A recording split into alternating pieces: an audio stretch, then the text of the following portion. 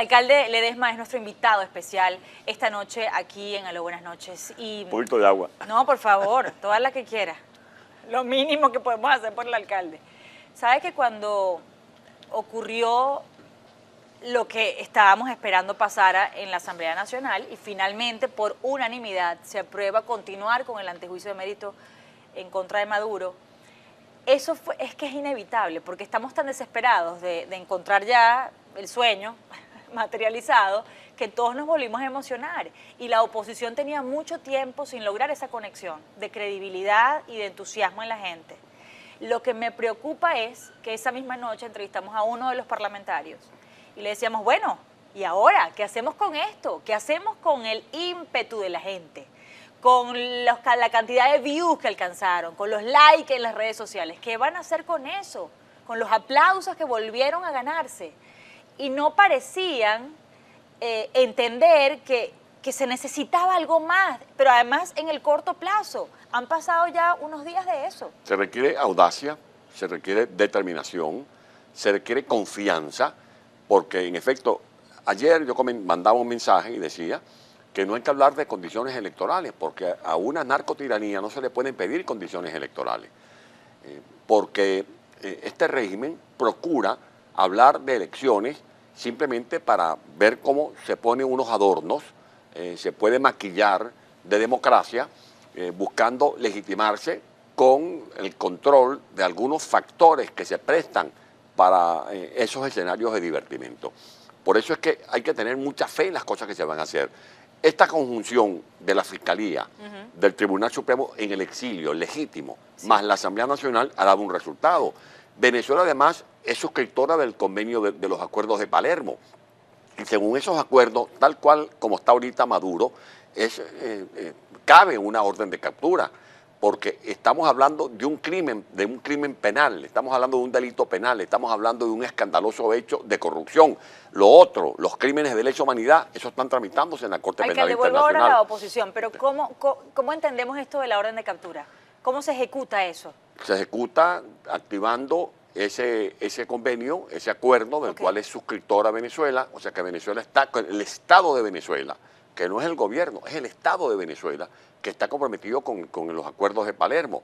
Pero además, la Constitución Nacional es muy clara, ha resuelto el Tribunal Supremo legítimo, que está funcionando en el exilio porque dentro del territorio nacional es perseguido, sus miembros son perseguidos, como también son perseguidos, por ejemplo, los diputados. Exacto. La gente tiene que saber que esos diputados no cobran.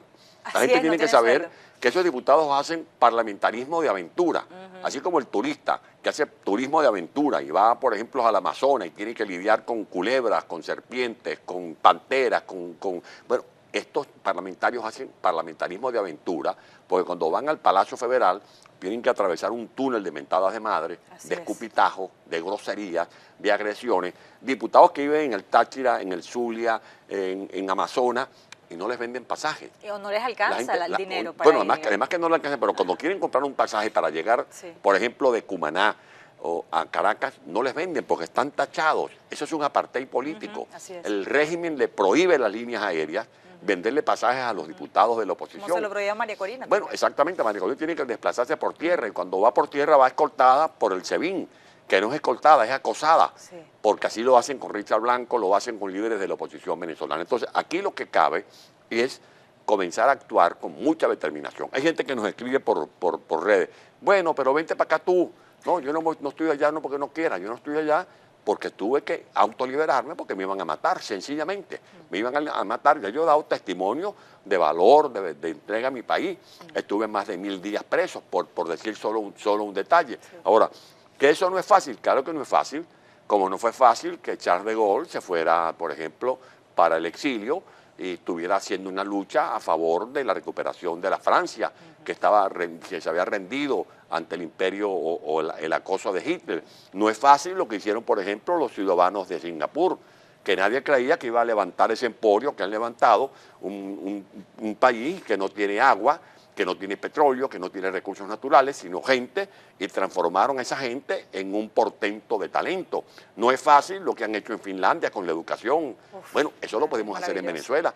Activar toda esta lucha, y estoy seguro, como tú lo acabas de decir, que la gente lo que está esperando es un timbre, otro llamado, Pero otro aldabonazo, pero no como hay este, por timbre. ejemplo, como No, este. no hubo Este timbre después bueno, pero de la yo sesión creo de la que Asamblea, no hubo timbre. no, pero fíjate, por ejemplo, Ok. las movilizaciones que yo vi ayer Ajá. en el Táchira, de actos convocados por María Corina Machado, lo que Ok. se ha hecho en la Universidad de los Andes, las actividades que se hicieron, los pancartazos en varias partes de Venezuela, hablando ya directamente de la dimisión de Maduro, es un botón de muestra Ok. de lo que se puede hacer al lado, por ejemplo, de las protestas diarias. En Venezuela hay por lo sí. menos 30 protestas diarias Sí, sí, sí. de gente que está muriendo de Pero hambre. es muy injusto, alcalde, porque están los venezolanos con alguna condición crónica y les envían a la Guardia Nacional a personas que están a punto de perder un riñón. Porque es un régimen perverso. Es Así, espantoso. aquí hablamos de la historia de los campos de concentración. Sí. Y cuando la gente va a Europa, especialmente a Alemania, y ve las muestras de lo que fueron los campos de concentración, hay gente que llora.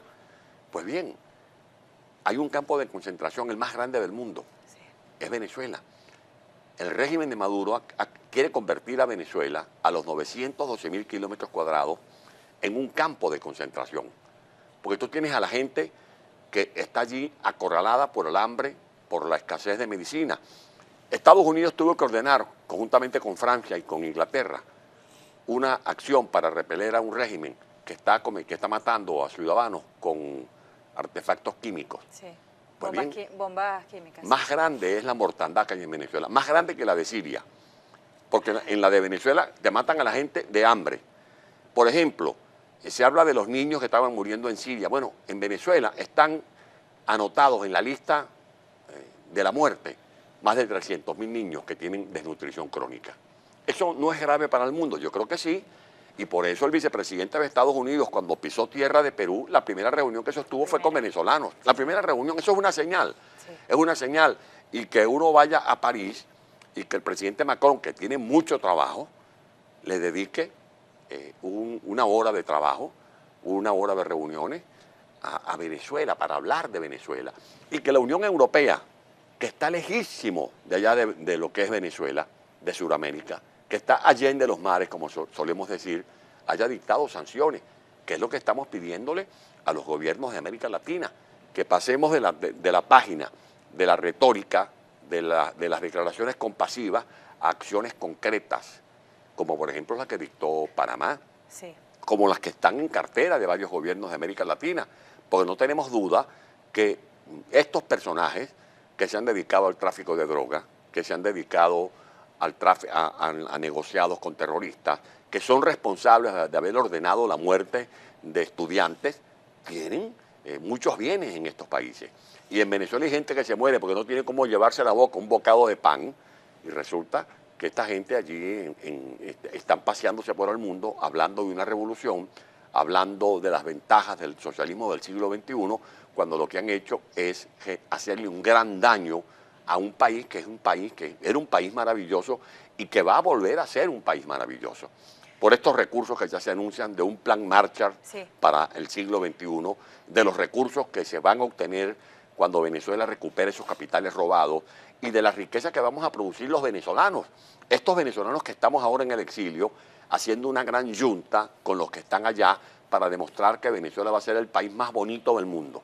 Un país con gente feliz, un país con gente próspera, un país que va a demostrar cómo vamos otra vez a levantarle el perfil a PDVSA para que PDVSA, en vez de ser una empresa moribunda como es ahora, vuelva a ser la empresa orgullo nacional, y que los técnicos de Venezuela que actualmente están trabajando en México o en Brasil o en Colombia o en Qatar o en Dubái o en Arabia Saudita vuelvan a la refinería de Amuay, a la refinería de Punta Cardón, a la del Palito, que sean los técnicos que le levanten la Santa María o el alma a esa empresa que va a servir para financiar la actividad agrícola, y volveremos a cosechar maíz, y volveremos a sembrar y a cosechar arroz, y volveremos a sembrar y a cosechar café, y volveremos a demostrar que estamos dispuestos a diversificar la economía, porque estamos aprendiendo la lección, que no podemos vivir del petróleo, sino que el petróleo es para que Venezuela tenga larga vida, tenga largo aliento hacia el futuro, aprovechando nuestras potencialidades, nuestras ventajas comparativas, convirtiéndolas en ventajas competitivas,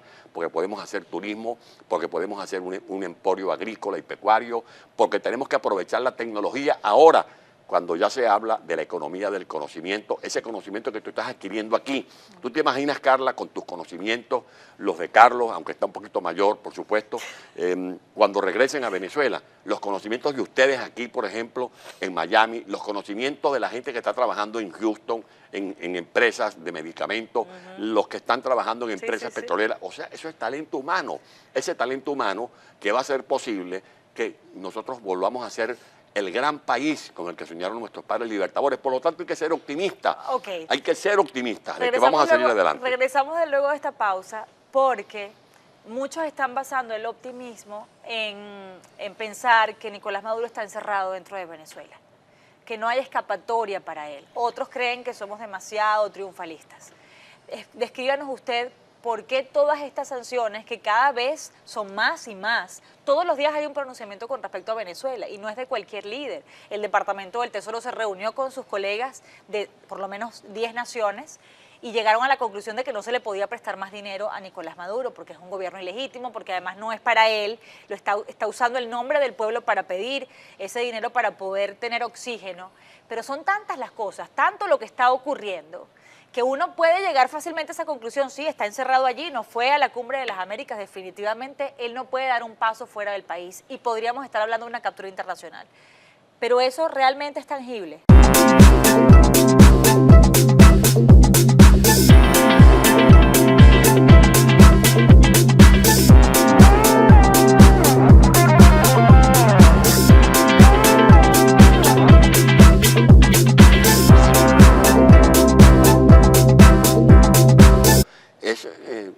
Cabe una orden de captura, porque estamos hablando de un crimen penal, estamos hablando de un delito penal, estamos hablando de un escandaloso hecho de corrupción. Lo otro, los crímenes de lesa humanidad, eso están tramitándose en la Corte Penal Internacional. Devuelvo ahora a la oposición, pero ¿cómo entendemos esto de la orden de captura? ¿Cómo se ejecuta eso? Se ejecuta activando ese convenio, ese acuerdo del cual es suscriptora Venezuela, o sea que Venezuela está, el Estado de Venezuela, que no es el gobierno, es el Estado de Venezuela, que está comprometido con los acuerdos de Palermo. Pero además, la Constitución Nacional es muy clara, ha resuelto el Tribunal Supremo legítimo, que está funcionando en el exilio porque dentro del territorio nacional es perseguido, sus miembros son perseguidos, como también son perseguidos, por ejemplo, los diputados. Exacto. La gente tiene que saber que esos diputados no cobran. La gente tiene que saber que esos diputados hacen parlamentarismo de aventura, así como el turista que hace turismo de aventura y va, por ejemplo, al Amazonas y tiene que lidiar con culebras, con serpientes, con panteras, bueno, estos parlamentarios hacen parlamentarismo de aventura, porque cuando van al Palacio Federal tienen que atravesar un túnel de mentadas de madre, de escupitajos, de groserías, de agresiones. Diputados que viven en el Táchira, en el Zulia, en Amazonas, y no les venden pasajes. O no les alcanza el dinero para bueno, además que no les alcanza, pero cuando quieren comprar un pasaje para llegar, por ejemplo, de Cumaná o a Caracas, no les venden porque están tachados. Eso es un apartheid político. El régimen le prohíbe las líneas aéreas venderle pasajes a los diputados de la oposición. Como se lo prohibía María Corina. Bueno, exactamente, María Corina tiene que desplazarse por tierra y cuando va por tierra va escoltada por el SEBIN, que no es escoltada, es acosada, porque así lo hacen con Richard Blanco, lo hacen con líderes de la oposición venezolana. Entonces, aquí lo que cabe es comenzar a actuar con mucha determinación. Hay gente que nos escribe por redes, bueno, pero vente para acá tú. No, yo no estoy allá no porque no quiera, yo no estoy allá porque tuve que autoliberarme porque me iban a matar, sencillamente. Me iban a matar. Ya yo he dado testimonio de valor, de entrega a mi país.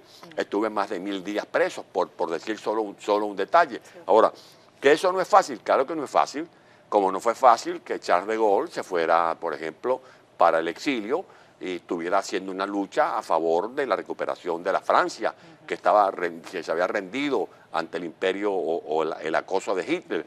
No es fácil lo que hicieron, por ejemplo, los ciudadanos de Singapur, que nadie creía que iba a levantar ese emporio que han levantado, un país que no tiene agua, que no tiene petróleo, que no tiene recursos naturales, sino gente, y transformaron a esa gente en un portento de talento. No es fácil lo que han hecho en Finlandia con la educación. Bueno, eso lo podemos hacer en Venezuela. Activar toda esta lucha, y estoy seguro, como tú lo acabas de decir, que la gente lo que está esperando es un timbre, otro llamado, otro aldabonazo, como este, por ejemplo, como este. No hubo timbre, después de la sesión de la Asamblea no hubo timbre. No, pero fíjate, por ejemplo, las movilizaciones que yo vi ayer en el Táchira, de actos convocados por María Corina Machado, lo que se ha hecho en la Universidad de los Andes, las actividades que se hicieron, los pancartazos en varias partes de Venezuela, hablando ya directamente de la dimisión de Maduro, es un botón de muestra de lo que se puede hacer al lado, por ejemplo, de las protestas diarias. En Venezuela hay por lo menos 30 protestas diarias de gente que está muriendo de hambre. Es muy injusto, alcalde, porque están los venezolanos con alguna condición crónica y les envían a la Guardia Nacional a personas que están a punto de perder un riñón. Porque es un régimen perverso. Aquí hablamos de la historia de los campos de concentración. Sí. Y cuando la gente va a Europa, especialmente a Alemania, y ve las muestras de lo que fueron los campos de concentración, hay gente que llora. Pues bien, hay un campo de concentración, el más grande del mundo, es Venezuela. El régimen de Maduro, actando de una revolución, hablando de las ventajas del socialismo del siglo XXI, cuando lo que han hecho es hacerle un gran daño a un país que era un país maravilloso y que va a volver a ser un país maravilloso. Por estos recursos que ya se anuncian de un plan Marshall para el siglo XXI, de los recursos que se van a obtener cuando Venezuela recupere esos capitales robados y de la riqueza que vamos a producir los venezolanos. Estos venezolanos que estamos ahora en el exilio, haciendo una gran yunta con los que están allá para demostrar que Venezuela va a ser el país más bonito del mundo. Un país con gente feliz, un país con gente próspera, un país que va a demostrar cómo vamos otra vez a levantarle el perfil a PDVSA para que PDVSA, en vez de ser una empresa moribunda como es ahora, vuelva a ser la empresa orgullo nacional. Y que los técnicos de Venezuela, que actualmente están trabajando en México, o en Brasil, o en Colombia, o en Qatar, o en Dubái, o en Arabia Saudita, vuelvan a la refinería de Amuay, a la refinería de Punta Cardón, a la del Palito, que sean los técnicos que le levanten la Santa María o el alma a esa empresa que va a servir para financiar la actividad agrícola. Y volveremos a cosechar maíz, y volveremos a sembrar y a cosechar arroz, y volveremos a sembrar y a cosechar café, y volveremos a demostrar que estamos dispuestos a diversificar la economía porque estamos aprendiendo la lección, que no podemos vivir del petróleo, sino que el petróleo es para que Venezuela tenga larga vida, tenga largo aliento hacia el futuro, aprovechando nuestras potencialidades, nuestras ventajas comparativas, convirtiéndolas en ventajas competitivas, porque podemos hacer turismo, porque podemos hacer un emporio agrícola y pecuario, porque tenemos que aprovechar la tecnología ahora, cuando ya se habla de la economía del conocimiento, ese conocimiento que tú estás adquiriendo aquí. ¿Tú te imaginas, Carla, con tus conocimientos, los de Carlos, aunque está un poquito mayor, por supuesto, cuando regresen a Venezuela, los conocimientos de ustedes aquí, por ejemplo, en Miami, los conocimientos de la gente que está trabajando en Houston? Alcalde Ledesma es nuestro invitado especial esta noche aquí en Aló Buenas Noches. Un poquito de agua. No, por favor, toda la que quiera. Lo mínimo que podemos hacer por el alcalde. ¿Sabe que cuando ocurrió lo que estábamos esperando pasara en la Asamblea Nacional y finalmente por unanimidad se aprueba continuar con el antejuicio de mérito en contra de Maduro? Es que es inevitable, porque estamos tan desesperados de encontrar ya el sueño materializado que todos nos volvimos a emocionar y la oposición tenía mucho tiempo sin lograr esa conexión de credibilidad y de entusiasmo en la gente. Lo que me preocupa es que esa misma noche entrevistamos a uno de los parlamentarios y le decíamos, bueno, ¿y ahora qué hacemos con esto? ¿Qué hacemos con el ímpetu de la gente? Con la cantidad de views que alcanzaron, con los likes en las redes sociales. ¿Qué van a hacer con eso? Con los aplausos que volvieron a ganarse. Y no parecían entender que se necesitaba algo más, pero además en el corto plazo. Han pasado ya unos días de eso. Se requiere audacia, se requiere determinación, se requiere confianza, porque en efecto, ayer yo mandaba un mensaje y decía que no hay que hablar de condiciones electorales, porque a una narcotiranía no se le pueden pedir condiciones electorales, porque este régimen procura hablar de elecciones simplemente para ver cómo se ponen unos adornos, se puede maquillar de democracia, buscando legitimarse con el control de algunos factores que se prestan para esos escenarios de divertimento. Por eso es que hay que tener mucha fe en las cosas que se van a hacer.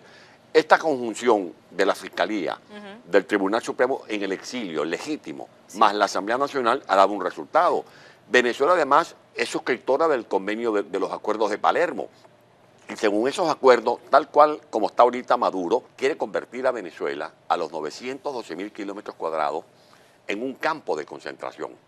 Porque tú tienes a la gente que está allí acorralada por el hambre, por la escasez de medicina. Estados Unidos tuvo que ordenar, conjuntamente con Francia y con Inglaterra, una acción para repeler a un régimen que está matando a ciudadanos con artefactos químicos. Sí.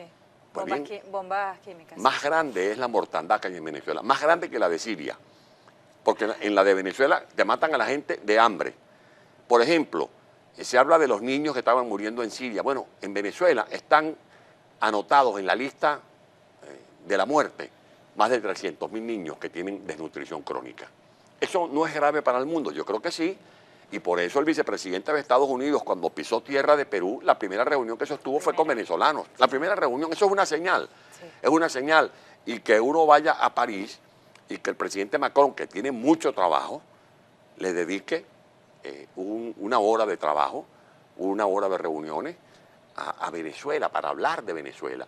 Y que la Unión Europea, que está lejísimo de allá de lo que es Venezuela, de Sudamérica, que está allende los mares, como solemos decir, haya dictado sanciones, que es lo que estamos pidiéndole a los gobiernos de América Latina, que pasemos de la página, de la retórica, de las declaraciones compasivas a acciones concretas, como por ejemplo la que dictó Panamá, sí, como las que están en cartera de varios gobiernos de América Latina, porque no tenemos duda que estos personajes que se han dedicado al tráfico de droga, que se han dedicado a negociados con terroristas, que son responsables de haber ordenado la muerte de estudiantes, tienen muchos bienes en estos países.